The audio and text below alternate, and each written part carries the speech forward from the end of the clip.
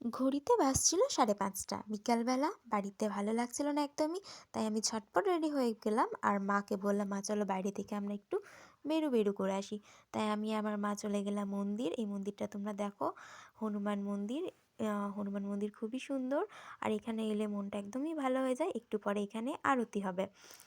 আমরা প্রণাম করে বেরিয়ে গেছিলাম কারণ আমাদের মেলা যাব বলে। এটা বেণীমাধব মাঠে মেলা বসেছে, তোমরা আশা করি সকলেই জানো।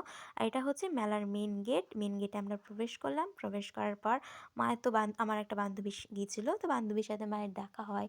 মা বান্ধবীর সাথে চলে গেছে, আমি তো মেলাতে পুরো একা। চলো কোনো ব্যাপার না, একাই ঠিক আছি। মেলার মধ্যে আমি একটু খুবই খুশি, কারণ চারিদিকে এত লোক আর মেলা বসেছিল, সুন্দর সুন্দর গানও হচ্ছিল। এটা হচ্ছে কিন্তু হস্তশিল্প মেলা, তাই এখানে প্রতিটা জিনিসই হাতের তৈরি। এই যে মেলার এই সাইডটাতে দেখো প্রোগ্রাম চলছিল, গান হচ্ছিল। আর পুরো মেলাটা